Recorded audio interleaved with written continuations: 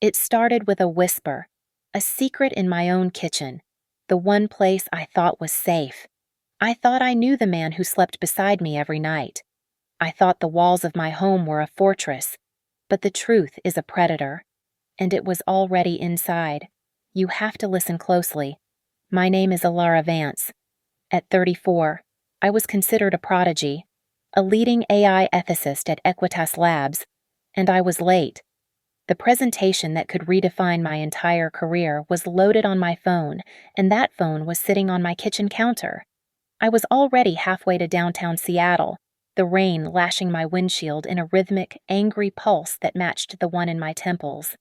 Equitas Labs didn't just want this presentation, they needed it. And I, Alara Vance, had left it behind like a goddamn rookie. With a frustrated growl, I wrenched the wheel, cutting across 2 lanes of traffic to take the next exit. Horns blared, but I was already gone, racing back to the Belltown penthouse that was supposed to be my sanctuary. Marcus, my husband, called it our fortress in the sky. Right now, it was just an obstacle. I used my private key, slamming the heavy oak door open and kicking off my soaked heels.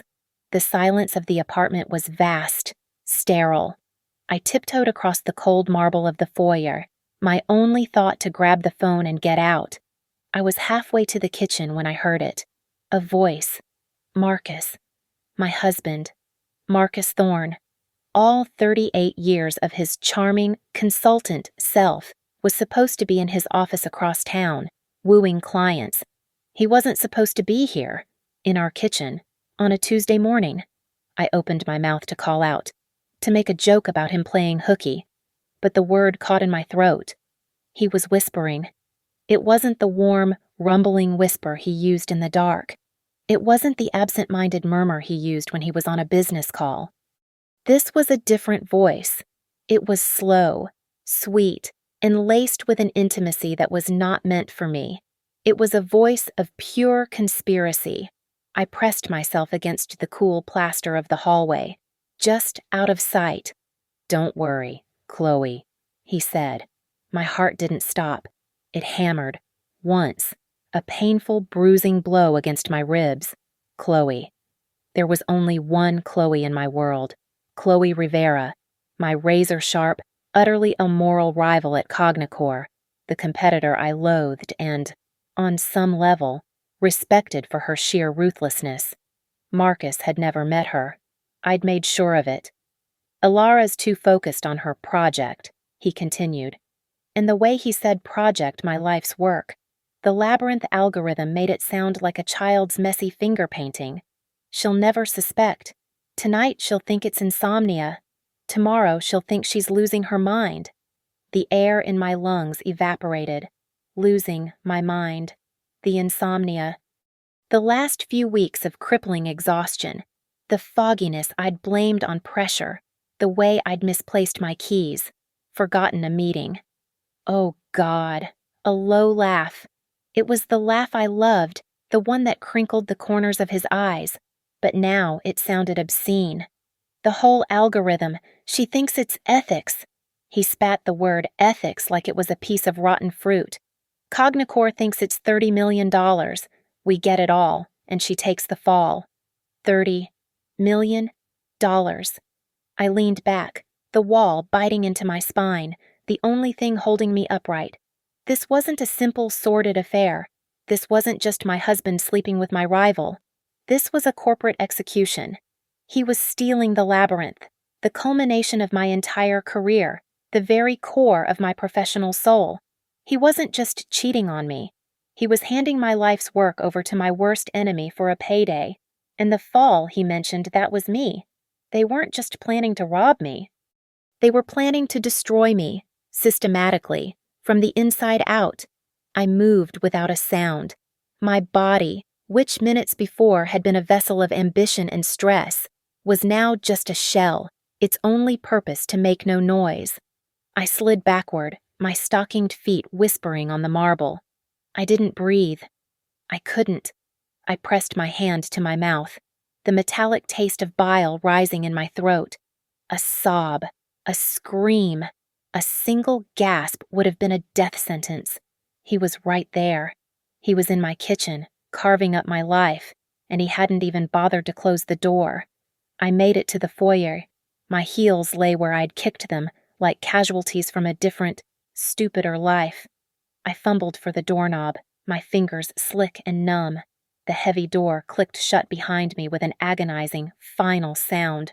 I ran, down the hallway, jabbing the elevator button, a silent scream trapped behind my teeth. The ride down was a blur. The polished brass felt cold, alien. I burst out into the rain-soaked street and into my car. My hands shook so violently I could barely get the key into the ignition. I didn't know where I was going. I just drove. The city was a smear of wet gray and neon, the wipers fighting a losing battle against the storm. I drove until the skyscrapers gave way to trees, until the asphalt turned to a quiet park road. I ended up at Discovery Park, parked on the bluff overlooking Puget Sound. The water was a churning, angry steel gray, exactly matching the inside of my head. The meeting, the presentation, my career. It all felt like a joke, a stupid, trivial play being performed in another universe. My mind was a broken projector, flashing images, one after another, all out of order. 5 years, our whole marriage. Every memory was now a crime scene. Marcus, bringing me that perfectly roasted coffee every night while I worked late on my personal server, his warm hand on my shoulder. "Don't overdo it, genius," he'd murmur, kissing my temple. The server. My server. He wasn't being supportive. He was a vulture watching his prey. The password resets. "Honey, you are so forgetful. It's adorable." He'd laughed just last month, his fingers flying over my keyboard. "Let me help you set up something easier to remember." He wasn't helping. He was installing a key. He was building a door for himself right into the center of my brain, and I'd smiled and thanked him for it. The last few weeks, the exhaustion I couldn't sleep off, the bone-deep weariness, the mental fog that made me doubt my own code, my own thoughts. "You're just stressed, Alara," he'd said, rubbing my feet. "This labyrinth project is draining you. Maybe you should take a break." He'd looked so concerned, so loving. And the coffee. The realization hit me with the force of a physical blow. It was the coffee, that slightly bitter aftertaste I'd noticed, the one he'd dismissed as a new artisanal blend. It wasn't a blend. It was a cocktail. Not enough to kill me. Not even enough to make me truly sick. Just enough. Enough to cloud my judgment. Enough to slow my thoughts. Enough to make me feel like I was unraveling, thread by thread. Enough to make me believe I was losing my mind. It was a full-scale gaslighting campaign. He wasn't just a thief. He was a poisoner. The shock, the hot, sickening wave of betrayal, finally receded. It left behind something else. Something cold. Something sharp and hard and heavy. The man I had loved, the man I had built a home with, was a predator. He had studied me, found my weaknesses, and exploited them with surgical precision. I didn't cry. The tears wouldn't come. They had frozen solid, hardening into an icy resolve that settled deep in my bones. He thought I was a dreamer, an idealist, an ethicist who lived in the clouds. He forgot what I actually do. My entire job, the purpose of the labyrinth algorithm itself, is to analyze complex systems and find the fatal deviation, the human bias, the hidden flaw, the single corrupt piece of code that could bring the whole structure crashing down. He thought he was the architect of my destruction. He had just made himself the biggest flaw in the system, and I was the only one who knew how to find him. I did not go home. The penthouse in Belltown wasn't a home. It was a hostile environment, and Marcus was the occupying force. The Alara Vance who lived there was dead, her life extinguished by a whisper in a kitchen. The woman who drove away from Discovery Park was someone new, someone forged in the icy water of the Sound. I drove to Ballard. I bypassed the sleek, modern hotels he would expect and found a nondescript, slightly run-down motel that smelled like stale cigarettes and bleach. I paid for a week in cash, signing the register as Sarah Chin, a name as bland and forgettable as the room's beige wallpaper. The moment the door locked behind me, the victim vanished, and the analyst took over. First things first, isolation and time. I used a disposable burner phone I kept in my car for emergencies this qualified. I called my direct supervisor at Equitas Labs. My voice was a masterpiece of contrived misery, weak, hoarse, interrupted by a dry cough. "I'm so sorry, David," I whispered. "I think I have a severe case of the flu. I can barely stand." I told him I wouldn't be able to make the meeting. I told him I'd be working from home, but that I was too sick for video calls. Encrypted email only. I'd check in when I could. He was sympathetic, telling me to rest, that my health was more important. His kindness was a separate, dull ache. I was lying to one of the few decent people I knew, but it was necessary. The fortress had to be built. My next stop was a 24-hour electronics superstore. I was a ghost in the aisles, my face hidden by a baseball cap. I didn't buy one of anything. I bought 3 external hard drives, 2 high-capacity thumb drives, a brand-new, sterile laptop still sealed in its box, and a voice-activated micro-recorder no bigger than a paperclip. I paid in cash again, scattering the purchases across 2 different checkout lines. Back in the motel room, the transformation was complete. This was my new war room. I set up the new laptop. It had never touched my home network, never been logged into with any of my accounts. It was clean. I used a complex, multi-layered VPN, routing my signal through servers in 3 different countries before I even thought about touching my digital life. Then, from the anonymous safety of my motel room, I reached out. I didn't knock on the front door of my home server. I slipped in through the maintenance port I'd built years ago, a technical in case of emergency that Marcus had never known existed. It took me less than 10 minutes to find it. It wasn't clumsy. It was elegant, sophisticated, a custom-built back door woven into the kernel of the server's operating system. It was his work, or at least, the work of someone he'd hired who was very, very good. It logged every keystroke. It mirrored every file. It intercepted every email. My breath caught. This had been running for 6 months. He hadn't just stolen the final algorithm. He had watched me build it. He had downloaded my process, my failed attempts, my breakthroughs, my notes. He hadn't just stolen my work. He had stolen my mind. I began the download. I didn't just take his files. I created a perfect byte-for-byte mirror image of his entire hard drive, his cloud backups, his hidden partitions. Every illicit communication, every bank transfer, every file he thought he'd deleted. I watched the progress bar crawl, a slow, methodical transfer of his guilt to my clean hard drive. But digital wasn't enough. I needed eyes. I went online, using my burner credentials, and ordered a nanny cam, the smallest one I could find, disguised as a luxury hair clip. I paid extra for a 1-hour courier delivery to a Dropbox location. The last step was the most dangerous. I had to go back. I waited, watching his location through the Find My app I'd insisted we share for safety. He was at his consulting office downtown. I had a window. I entered the penthouse not as a wife, but as an infiltrator.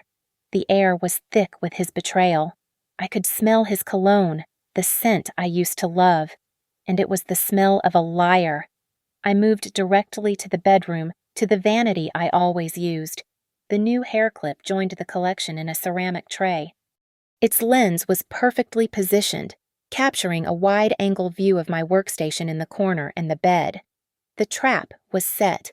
I was out of the building in under 5 minutes, leaving nothing disturbed, taking nothing but the last shred of my old life. As I drove away, I looked at the clean hard drive on the seat next to me. He thought he was the hunter, but he was already in my cage. I locked the motel door, bolted it, and wedged a chair under the knob. The only light came from the glow of my new laptop. The hard drive containing the mirror image of Marcus's digital life was plugged in. humming silently. This was the autopsy of my marriage. I was the medical examiner. I started with the financials. His consulting firm was a digital ghost, a simple LLC filed in Delaware with a single-page website. But the bank records, hidden inside a password-protected folder labeled taxes, told a different story. These weren't his local accounts. These were routed to the Cayman Islands. The numbers didn't make sense. His declared income, the one I saw on our joint tax returns, was respectable. This was staggering. Deposits of $50,000, $100,000, made at irregular intervals. It was far more than his legitimate business could ever generate. It was payment. Then I moved on from his business to me. In a deeply nested folder, buried under the name Archive Personal, I found it. It was a collection of files, all with my name. Alara, Psych, Profile, V1, Alara, Medical, History, Alara, Stress, Response, Matrix. My blood didn't just run cold. It felt like it was turning to acid. This wasn't a lover's collection of memories. This was an operative's dossier on a target. I opened the Psych profile. It was clinical, detached, analyzing my propensity for idealistic thought, my reliance on logical systems, and my key emotional vulnerability, a deep-seated need for partnership. It detailed my professional strengths and, more importantly, my personal weaknesses, all laid out like a blueprint for manipulation. I clicked on the medical history. He had my records, my sealed medical records, the ones from my therapist after my father died. He had illegally accessed them. He knew my triggers, my fears, the precise words that would send me into a spiral of self-doubt, the exhaustion, the insomnia. He wasn't just guessing. He was following a script. The stress response matrix was the most chilling. It was a spreadsheet, charting hypothetical scenarios against my predicted reactions. If project deadline is accelerated, 85% chance of self-isolation. If financial discrepancy is introduced, 60% chance of obsessive behavior. If physical health is compromised, e.g., fatigue, fogginess, 95% chance of self-blame. He had been running simulations on me. This wasn't a con man who got lucky. This wasn't an affair that spiraled into a crime. This was a long con. Our entire 5-year marriage had been an elaborate, funded operation. He hadn't just met me. He had targeted me. I dug deeper, my fingers flying across the keyboard, the rising nausea replaced by a cold, analytical fury.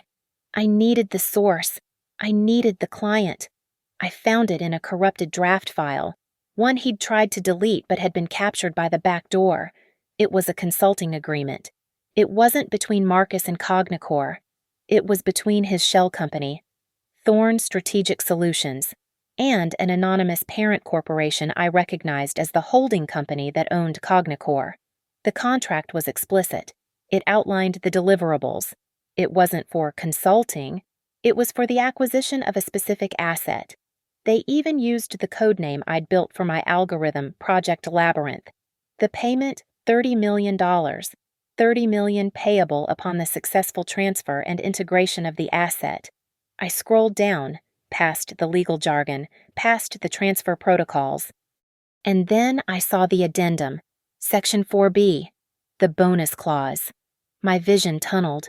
The words seemed to pulse on the screen. A bonus payment of $5 million. This payment was conditional. It wasn't tied to the algorithm. It was tied to me. The bonus was to be paid if Alara Vance was professionally neutralized. The term was defined with horrifying clarity: to be publicly discredited, terminated from her position at Equitas Labs under suspicion of corporate espionage, and rendered unemployable within the tech sector. They weren't just going to let me be the grieving, abandoned wife. They weren't even satisfied with making me the scapegoat for the data leak. The plan was to have me arrested, to have my own company sue me into oblivion, to erase me from the industry I had helped build. He wasn't just leaving me. He was planning to bury me alive. He had held me in his arms, kissed me, and all the while, he was calculating the bonus he'd get for my professional execution. I went back to the penthouse. This was the hardest part of the performance. I walked in, not as an infiltrator this time, but as the woman he expected to see broken. I was hunched, my movements shaky. I'd smudged my mascara, my hair was lank, and I let the panic I truly felt, but for very different reasons, show on my face. "Marcus," I called out, my voice trembling. "Marcus, I think I'm having a breakdown." He was in the living room, reading, the picture of domestic calm. He dropped the book, his face a mask of profound concern. It was flawless. He rushed to me, gathering me in his arms. "Alara, baby, what's wrong? What happened at work?" I can't," I stammered, burying my face in his chest, fighting the instinctive urge to vomit. "It's too much. The project, the pressure. I think I'm losing it. I really think I am." He guided me to the sofa. No, you're just exhausted. I've been telling you."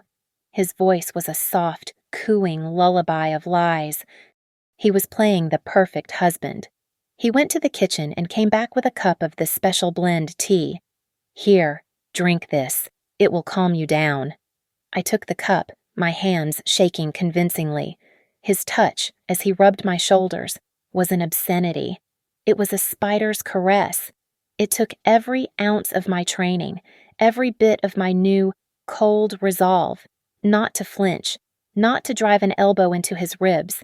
I leaned into him, a pathetic, grateful wife. "What would I do without you?" "Marcus, you have to handle things. I can't think straight." "I will, baby. I'll take care of everything. You just need to rest." When he wasn't looking, I dumped the tea into a potted plant. It would probably be dead by morning. That night was an agonizing stretch of time. I pretended to take one of the sleeping pills he offered, the same ones that were part of his fog machine, and palmed it, swapping it for a benign vitamin. I feigned a deep, exhausted sleep. I lay there, perfectly still, my breathing even and slow, while my heart hammered against my ribs like a trapped bird. At 2 a.m, it happened. I watched it all later, of course, on the secure feed from the hair clip camera, but I knew it was happening. I felt the air in the room change. He slipped out of bed, a shadow detaching itself from the dark. The camera feed was chillingly clear. He entered my office, a small silhouette against the blue glow of the city. He didn't turn on the light.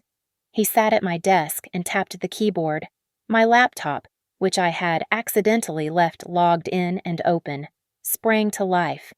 On the screen was the file, Labyrinth Final for Presentation. He inserted a drive. He began the copy, and as the progress bar filled, he made a call. His voice was a low murmur, but the micro recorder I'd left near the desk picked up every word. "I'm in," he whispered. "She's completely broken down. It was almost too easy. Right on schedule." A pause. "Chloe." "Yeah, she's asleep. Out cold. I'll have the full package in 5 minutes." He was smiling. He looked over his shoulder at the bedroom where I was unconscious, and he smiled, but he wasn't finished. The camera, with its perfect wide-angle view, recorded what he did next. The copy finished. He ejected the drive, but before he left the office, he reached into his pocket. He pulled out a small, dark glass vial, the one with the eyedropper. He walked over to the electric teapot I kept on my credenza for my morning tea. He unscrewed the cap. He carefully, methodically, added 3, 4, 5 drops of the clear liquid into the water. He replaced the cap, put the vial back in his pocket, and slipped back into the bedroom, silent as a cancer. I didn't move a muscle as he slid back into bed. He sighed, a sound of deep satisfaction, and was asleep in minutes. I lay awake in the dark, my eyes wide open, staring at the ceiling. The recording wasn't just evidence of corporate theft anymore. It wasn't just a plan to ruin me. This was a different file type entirely. This was attempted murder, slow motion style. This was intent to cause grievous bodily harm, recorded in high definition. The game had changed, His $30 million payday was now a life sentence, and I was going to be the one to deliver it. I couldn't take the video of him poisoning my tea to the police. Not yet. I couldn't take it to Equitas Labs. Marcus had been building his unstable Ilara narrative for months. That video, presented by a hysterical wife, would be seen as a fabrication. His psych profile on me was correct. On one point, I respond to stress with logic. They would expect me to be erratic, paranoid. If I went in now, they would commit me for observation, not listen to me. No, I couldn't tell them. I had to show them. I needed a plan that was irrefutable, a trap so perfect that they would walk into it, turn on the lights, and announce their own guilt to the world. The next morning, I recovered slightly. I told Marcus I was going to a spa retreat in the mountains to clear my head, a move that aligned perfectly with his profile of my self-isolation. He was visibly pleased, encouraging me to take all the time I needed. He thought I was running. I ran right back to the motel in Ballard. I locked the door, and for the next 24 hours, the only light in the room came from my screen. The only sound was the frantic, rhythmic tapping of my keys. This was my territory. He was a con man, but I was an architect. He thought he was stealing a finished product, a static thing. He didn't understand. Labyrinth wasn't a product, it was a living system, and I was its god. I took the original code, the one he had stolen, the one he believed was the final version. My beautiful labyrinth. An AI designed to scan billions of financial transactions and detect the invisible hand of human bias, to create a truly equitable lending system. It was a work of art, and I began to poison it. I created a fork, a new version. I called it Labyrinth Talks. To any observer, even a skilled one, it would be identical to the original.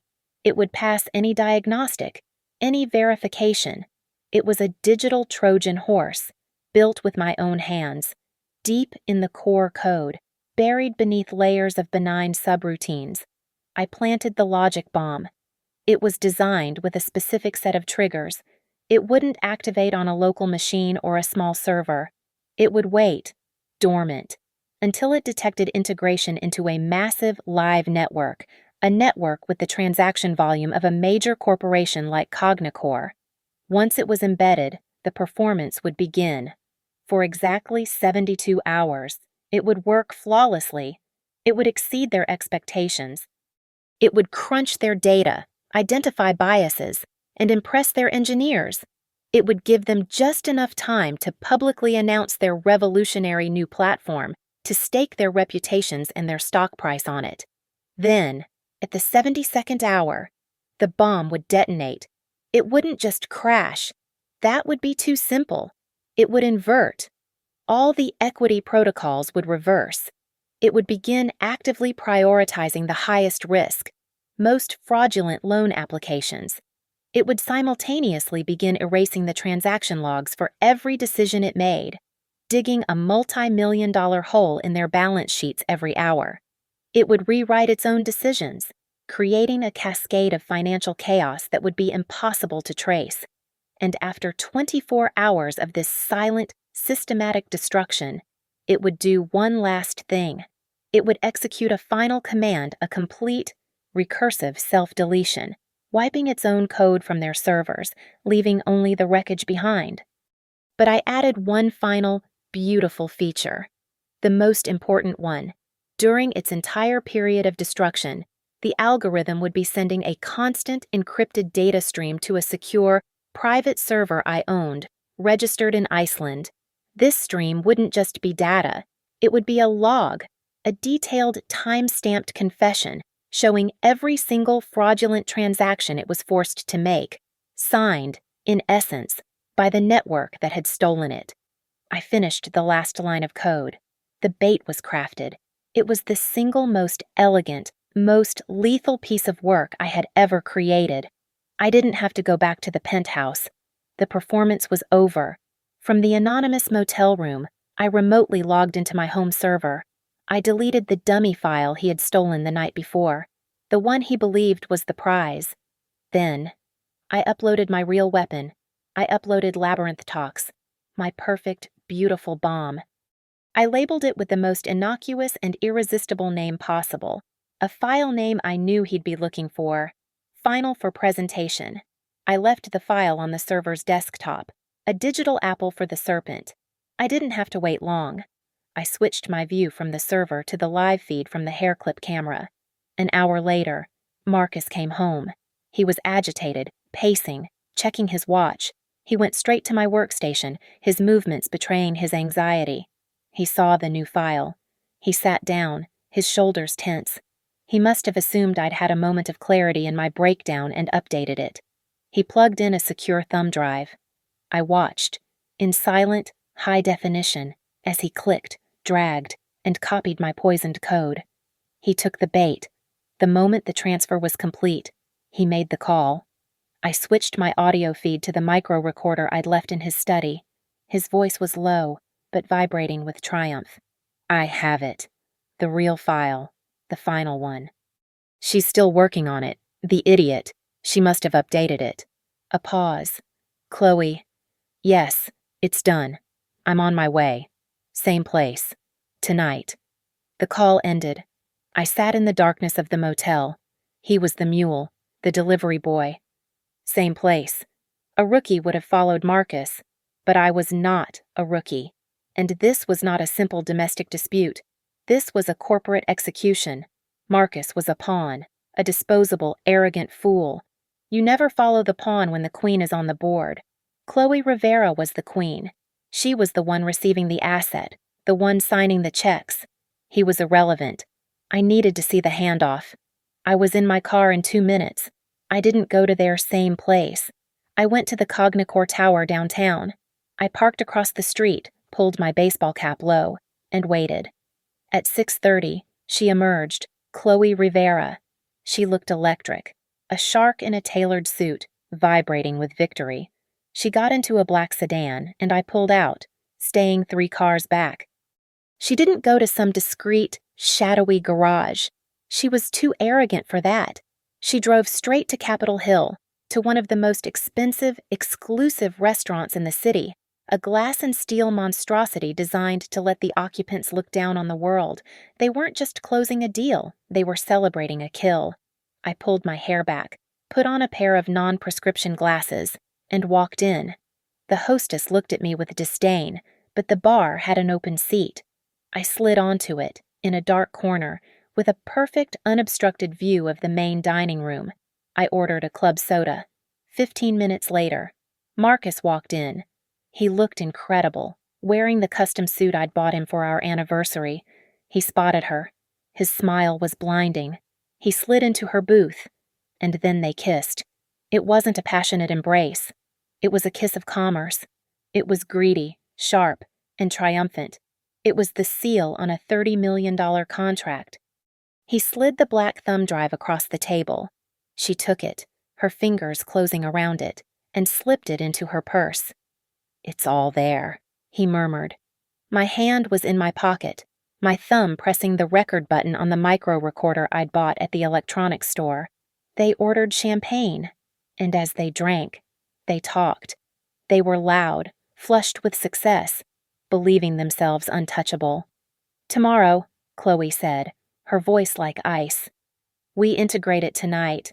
Our engineers will have it running by morning. At 10 a.m., Cognicore announces our revolutionary new ethical finance platform. And Equitas, Marcus asked, his eyes shining. At 10:01, she said, our legal team serves Equitas Labs. We'll present them with the evidence you provided, a formal notice that one of their senior ethicists, Ilara Vance, in a state of mental instability, attempted to sell us stolen, unfinished intellectual property. We, of course, being an ethical company, refused. They'll fire her, Marcus said, grinning. Chloe laughed, a sound like breaking glass. Fire her, Marcus, darling. They won't just fire her. They'll have her arrested for corporate espionage. Equitas will sue her into poverty to cover their own embarrassment, and we'll be pressing charges. By noon tomorrow, her career won't just be over. It will be a public execution. I sat at the bar, invisible, nursing my club soda. I recorded every single self-incriminating word as the queen and the pawn celebrated a checkmate, never realizing the board they were playing on was already on fire. I woke up in the motel room. It was D-Day. The first thing I did was methodically shut down my entire surveillance operation. The hair clip camera was remotely disabled. The micro recorder in the study was powered off. The VPN was torn down. The laptop's cache wiped. From this moment on, I was no longer an investigator. I was a professional, preparing for a meeting. As if on cue, 2 emails arrived on my burner phone. The first was from my private server in Iceland. It was a simple automated notification.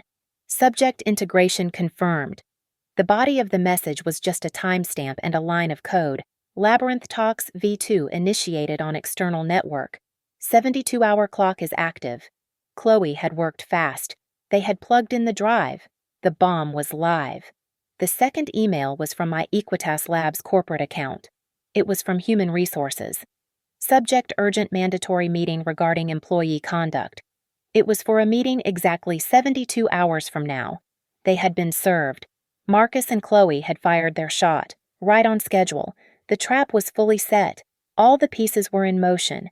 I turned off the burner phone and threw it, along with the laptop and hard drives, into a duffel bag. I would deal with that later.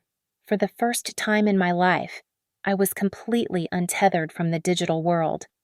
I didn't spend the day preparing for a legal battle. I didn't frantically review my evidence. I did the opposite. I left the motel and drove to the Washington Park Arboretum. I spent the entire day in silence, walking among the trees. I didn't think about code, or law, or betrayal.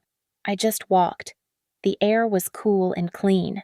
I ate a real meal at a small cafe, a simple, warm sandwich that tasted like heaven. That night, back at the motel, I didn't watch the news. I didn't log on. I took a shower, drew the heavy curtains, and I slept.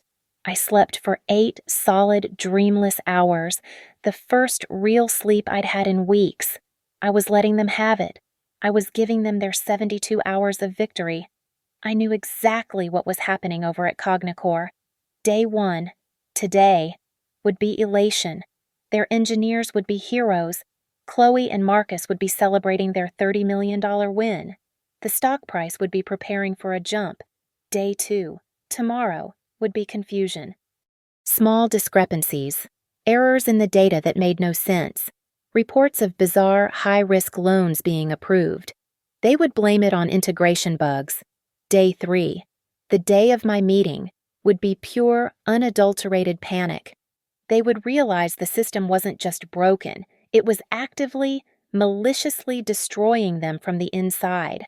They would be staring into an $80 million black hole, and the code that did it would be happily erasing its own footsteps. I had 72 hours of peace. While they were descending into chaos, I was quietly preparing for my final presentation, the real one. 72 hours, not a minute more, not a minute less. I walked into the main conference room at Equitas Labs. I was perfectly rested, wearing my sharpest suit, my hair pulled back. I was the picture of professionalism. The room was full. My CEO, David, sat at the head of the table, his face a mask of granite. Beside him were 2 lawyers from our in-house legal team. But they weren't the only ones. In the other 2 chairs were a man I didn't recognize. He looked pale and furious, radiating expensive, panicked legal energy, and Marcus, my husband. He looked terrible. He was jittery, his eyes dark, his usual charm completely gone. He'd clearly been briefed on the disaster, but not on the cause. He looked at me with a raw, confused hatred, and then I saw the briefcase in front of the pale lawyer. It was stamped with the logo of Cognicore. This wasn't just my execution, it was a negotiation. "Ilara, thank you for coming," David said. His voice was cold, formal. "We have a very serious situation. It has been brought to our attention, with significant evidence, that you have attempted to sell proprietary, unfinished company assets to Cognicore. I stood at the end of the table, my bag in my hand. I didn't say a word. I just waited. Marcus started to speak. "She's been—" The Cognicore lawyer slammed his hand on the table, cutting him off. "Actually, David, we're past that." His voice was a strained, high-pitched squeak. "We are here because the algorithm that this man," he pointed a trembling finger at Marcus, "provided to us an algorithm he claimed he co-developed has, in the last 24 hours, actively caused a catastrophic failure in our trading platform, resulting in losses that are, as of this morning, approaching $80 million. The silence in the room was absolute. My CEO's jaw went slack. Marcus went white. He shot to his feet, his chair crashing to the floor. "What? No, that's impossible. Where's Chloe Rivera? She handled the integration." The Cognicore lawyer looked at Marcus with a new, fresh wave of contempt. "Ms. Rivera has been suspended indefinitely, pending a full criminal investigation." He adjusted his tie, regaining a shred of composure. "It appears she was defrauding us just as thoroughly as she was defrauding you. She brought us a corrupted, toxic asset." Marcus looked like he'd been shot. "Corrupted? No. She." Every eye in the room, including David's, our legal teams, and the Cognicore lawyers, slowly turned to the only person who wasn't panicking. They all turned to me. This was my moment. I calmly walked to the head of the table, set down my bag, and pulled out my personal secure hard drive. I plugged it into the large monitor. "I did not attempt to sell anything," I said, my voice cutting through the silence, clear and steady. "I was conducting an ethics audit." A new menu popped up on the screen. Not a presentation, a dossier. "My husband, Marcus Thorne, has been working for Cognicore for at least 6 months to steal my work." I clicked the first file. It was the audio from the restaurant. Chloe's and Marcus's voices filled the room, detailing the plan, the $30 million payment, the public execution. I clicked the next file. The Cayman Islands bank statements. I clicked the next file. The dossier he had built on me, the psych profile, the illegally obtained medical records. Then I clicked the last file, the video. The room watched, in horrified, high-definition silence, as Marcus Thorne, the charming, perfect husband, slipped into my office in the dead of night.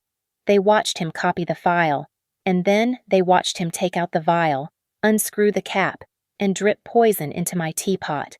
Marcus made a sound, a low, strangled animal noise. "The file he stole," I continued, my voice never wavering, "was a custom-built, poisoned algorithm. I designed it to be dormant unless it was stolen and integrated into a hostile network, at which point it would do exactly what it was designed to do: identify the unethical system and destroy it." I brought up the final screen. It was the data log streamed from my server in Iceland.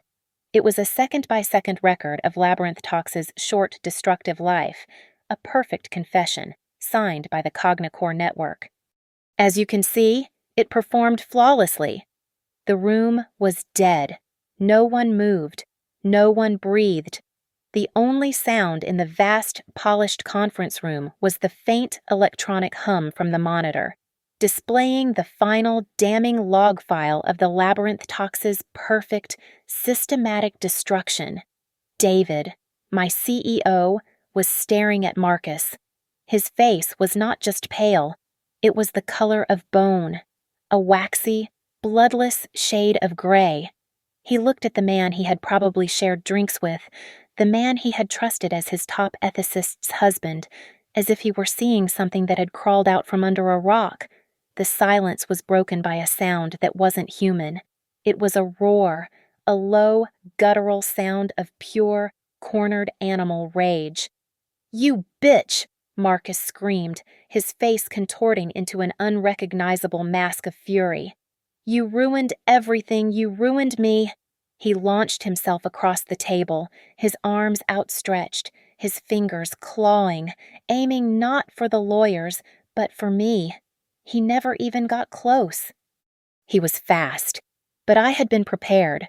The two men who had been standing impassively by the conference room doors, the men everyone had assumed were just standard Equitas security, moved. They weren't just security. They were a private detail I had hired that morning and tipped off to Equitas security, warning of a potential threat. They met Marcus midair, a blur of professional motion. They didn't just stop him. They slammed him face first onto the gleaming mahogany table. A sickening crack and a muffled grunt, and he was immobilized, his arms wrenched behind his back, his screams of rage turning into pained, sobbing gasps. The Cognicore lawyer, who looked like he had aged a decade in the last 10 minutes, was suddenly galvanized. He saw his one tiny life raft in this ocean of fire. He slid a thick, blue-bound folder across the table to David. Equitas Labs will, of course, be held harmless, he stammered, his voice squeaking. Cognicore has no intention of pursuing litigation against this firm. In fact, we will be turning over our entire internal investigation regarding Mr. Thorne and Miss Rivera to the Federal Bureau of Investigation, effective immediately. He paused, then looked at me. The panic in his eyes replaced by a desperate, fawning plea. We are doing this in the spirit of cooperation, and, of course, in exchange for Ms. Vance's assistance in mitigating the ongoing, problem. They all looked at me again. The victim, the traitor, the savior, the woman who held the keys to their $80 million kingdom. I calmly walked to the monitor and unplugged my hard drive. The click of the USB disengaging sounded like a gavel in the dead silent room. I slipped the drive into my jacket pocket. I will not be fixing it for free, I said. My voice was quiet, but it was the only sound in the world. I turned my head and looked directly into the eyes of the Cognicore lawyer. My price, I said, letting the words hang in the air, heavy as steel, is Chloe Rivera's position and full autonomous control of your new and very, very necessary ethics division. The lawyer's mouth opened and closed. He was doing the math. 80 million, plus an untold amount of market share loss, versus one salary, before he could even form a response. David, my CEO, finally found his voice. He wasn't looking at the lawyer. He was looking at me, at the face of the woman who had been poisoned in her own home, the woman who could, and probably should, sue his company into the Stone Age for gross negligence. She gets whatever she wants, David said, his voice hoarse but firm. Equitas Labs will support her 100%. Anything she needs, it's done. The conference room doors opened again. This time, it wasn't my security detail. It was two uniformed officers from the Seattle Police Department, my final, perfectly timed guests. I had emailed the full, unedited video of the poisoning to a detective I trusted 30 minutes before I even walked into the building. Marcus Thorne, one of the officers said, stepping toward the table. My security detail stepped back, a professional courtesy. The officers took over, hauling Marcus to his feet by his biceps, spinning him around, and slapping the cold steel cuffs on his wrists. The click was the most satisfying sound I had ever heard. The con was over. The reality of the cold metal on his skin finally broke him. Ilara, he screamed, his voice cracking, pathetic. Ilara, you can't do this. Please, I love you, Ilara. They dragged him out. His screams echoed down the long, carpeted hallway. The name Ilara becoming a desperate, fading cry that no one would ever answer. I stood there for a moment, in the wreckage he had built. I didn't look back at him. I didn't look at the lawyers. I didn't look at David. I reached into my bag, pulled out my real phone, the one I hadn't touched in days, and turned it on. I smoothed the front of my suit jacket.